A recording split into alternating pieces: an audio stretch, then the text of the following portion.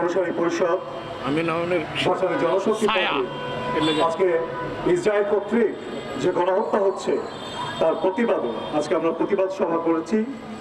আমাদের এই প্রতিবাদ সভা উপস্থিত আছেন আজকের সম্মানিত সভাপতি, ভাসানী অনুসারী পরিষদের সভাপতি, বীর মুক্তিযোদ্ধা শেখ রফিকুল ইসলাম খান বাবলু সহ ভাসানী অনুসারী পরিষদের কেন্দ্রীয় নেতৃবৃন্দ, সাংবাদিকবৃন্দ এবং আমাদের প্রিয় ভাই বোনেরা, সবাইকে জানাচ্ছি শুভেচ্ছা। একটা ঘটনা দিয়ে শুরু করি। আপনারা হয়তো সবাই দেখেছেন ফিলিস্তিনের অসহায় নিরস্ত্র মানুষকে অত্যাচার করে চোখ বেঁধে ইসরায়েলের বর্বর বাহিনী একটা বিল্ডিং এর নিচ থেকে তাকে হাঁটতে বলছে।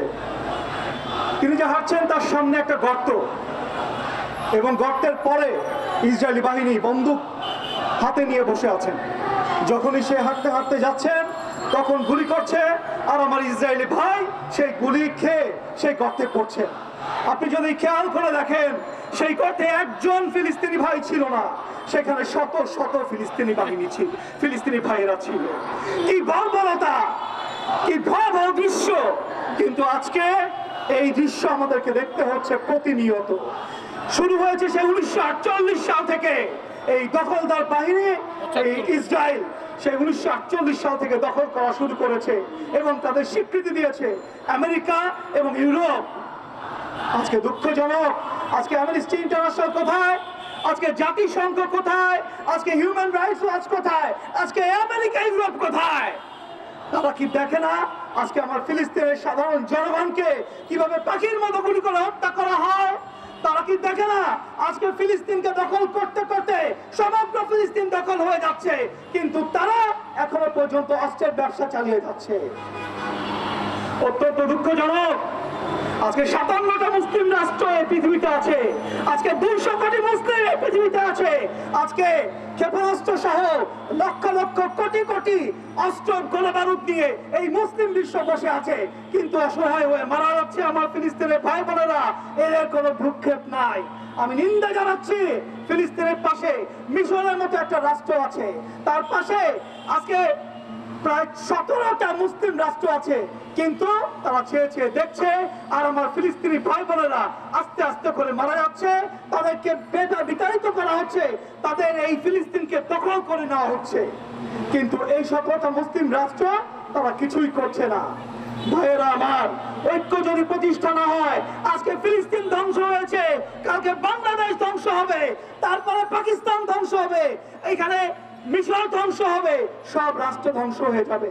ইহুদি এবং খ্রিস্টানদের বা এই যারা কিনা জালেম আছে তাদের হাতে সব কিছু রয়ে যাবে, কিন্তু তারা এই দেশকে, এই পৃথিবীকে শাসন করবে, মুসলিম আর থাকবে না। আমরা কি চাই মুসলিম ধ্বংস হয়ে যাক? না। যদি আমরা না চাই তাহলে আমাদের সবাইকে একত্রিত করে লড়তে হবে। লড়তে যদি না পারি, আমাদের এই যে শব্দ আছে সেই শব্দ বোমা আমাদেরকে ছাড়তে হবে। আমরা ধন্যবাদ জানাতে চাই বাংলাদেশের অন্তর্বর্তীকালীন সরকার প্রধানকে। তিনি গত পরশুদিন রাষ্ট্রীয়ভাবে বিবৃতি দান করেছে। শুধু বিবৃতি দিলে চলবে না, আমরা অনুরোধ করব এই ফিলিস্তিনি বাসীদের খাদ্য সহায়তা এবং চিকিৎসা সহায়তা যেন তিনি দ্রুত সময়ের মধ্যে প্রেরণ করেন। এবং যেখানে মুসলিম বিশ্ব কোনো নেতৃত্ব দিতে পারছেন না, আমরা আমাদের শান্তি নোবেল জয়ী ডক্টর মোহাম্মদ ইউনূসের কাছে রিকোয়েস্ট করতে চাই, এই নেতৃত্ব আজকে আপনাকে দিতে হবে। আপনি নেতৃত্ব নেন, নেতৃত্ব নিয়ে সকল মুসলিম রাষ্ট্রকে ডাকেন, সেই মুসলিম রাষ্ট্রকে ডেকে আপনি প্রতিবাদ জানান এবং পরিকল্পনা করেন এবং ফিলিস্তিনি বাসীদের জন্য যা যা করণীয় দরকার আপনারা তাই করেন। তাহলে আপনি এই পৃথিবীর বুকে আপনার নাম, বাংলাদেশের নাম স্বর্ণাক্ষরে লেখা থাকবে। আমি সাধারণ জনতাকে বলবো, আসুন আমরা আজকে থেকে ইসরায়েলের যত পণ্য আছে সকল পণ্য বয়কট করব, কিন্তু কেউ নিজের হাতে আইন তুলে নেবেন না। এতে করে কি হয়? এতে করে বাংলাদেশের ইমেজ নষ্ট হয়। আমরা দেখেছি সিলেটে অতি উৎসাহী কিছু লোক তারা পাটা এবং বিভিন্ন দোকানপাট ভাঙচুর করেছে, লুটপাট করেছে, এতে করে বহির্বিশ্বে আমাদের ইমেজ নষ্ট হয়। আমরা যদি এই ইসরায়েলি পণ্য বয়কট করা শুরু করি, তাতে করে তারা এমনিতেই ধ্বংস হয়ে যাবে। শুধু আমাদেরকে করলে চলবে না, সকল আরব বিশ্বে এই ইসরায়েলি পণ্যের রমরমা ব্যবসা। আরব বিশ্বকে আজকে এক হতে হবে। ইসরায়েলকে ধ্বংস করতে হলে তার অর্থনীতিকে পঙ্গু করতে হবে। যেই দেশের অর্থনীতি পঙ্গু সেই দেশ এমনিতেই ধ্বংস হয়ে যায়। আসুন আজকে আমরা সবাই মিলে আমার প্যালেস্টাইন ভাই বোনদের জন্য প্রার্থনা করব, আমরা তাদের জন্য কাজ করব, আমাদের ভয়েস রাইজ করব, প্রয়োজনে আমরা যুদ্ধে যাব ইনশাআল্লাহ। যতদিন পর্যন্ত ফিলিস্তিনি ভাই বোনেরা মুক্ত না হবে ততদিন পর্যন্ত আমাদের যুদ্ধ চলবে। সবাইকে ধন্যবাদ।